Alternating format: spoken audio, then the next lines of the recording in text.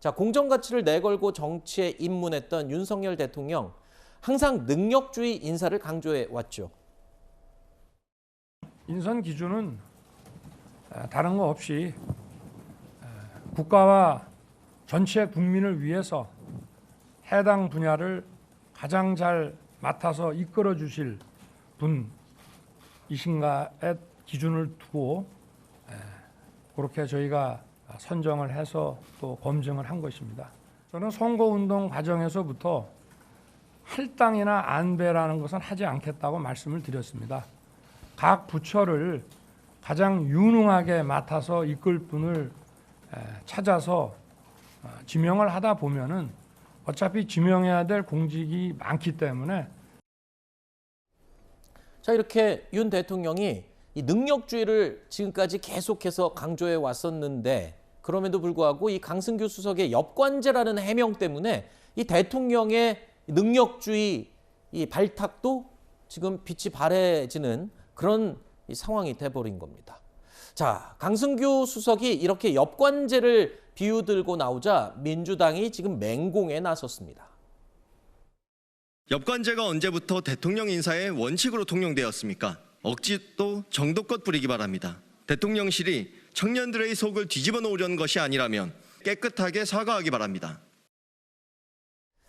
잠깐 말씀하신 대로 이 엽관제라는 말을 꺼내면서 그 직전까지 해왔던 진짜 능력 있는 사람들 발탁했던 것까지도 덮여버리는 그런 지금 사례가 돼버렸어요. 그렇죠. 그러니까 아까 대통령도 말씀하시잖아요. 할당이나 분배, 안배 안 하겠다고 그렇게 약속을 하시고 공정과 상식을 가지고 그 기치로 대통령이 당선이 되셨는데 젊은이들을 볼 때는 엽관제 하는 거냐 그러면 뭐 그 도와준 사람들한테 자리 한 자씩 주는 것으로 인식될 수 있는 거잖아요. 그래서 저는 이 말 한마디가 결국은 지금 대통령실이 보여주고 있는 여러 가지 그 측근 인사라고 하죠. 이런 부분들에 대해서 정당화를 해버리는 그런 내용이 돼버렸어요.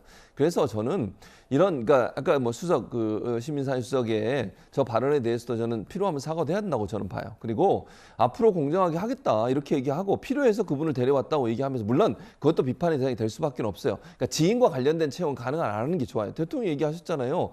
능력 있는 사람 하겠다고. 근데 그 능력이라는 게 반드시 지인의 아들이나 아는 사람의 아들이 될 필요는 없잖아요. 꼭. 네. 저는 그 부분은 윤석열 대통령도 좀 많이 바꾸셔야 한다고 개인적으로 생각을 하고 또 앞으로 할 여러 인사에 대해서 엽관제가 아니라 정말 능력 위주로 하겠다고 하는 부분들을 강하게 표명해야 한다고 생각합니다.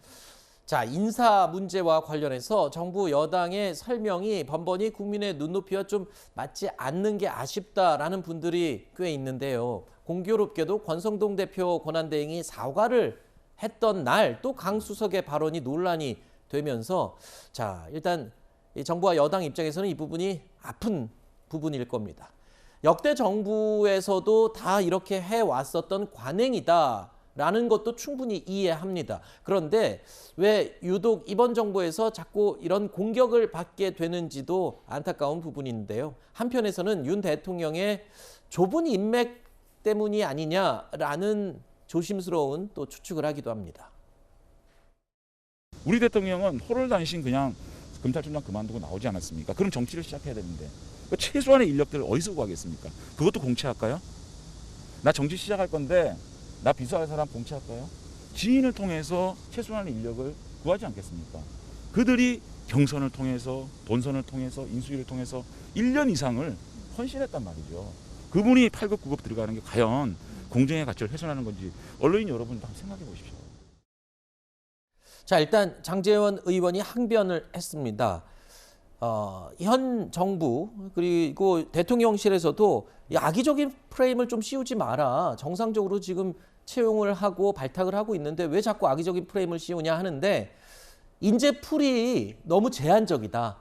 뭐 특정, 뭐 예를 들어서 검찰 집단에서만 나온다든가 아니면 또 윤석열 대통령이 정치에 입문한 지 얼마 되지 않았기 때문에 그만큼 인재풀이 상대적으로 좁은 게 아니냐 이런 지적이거든요.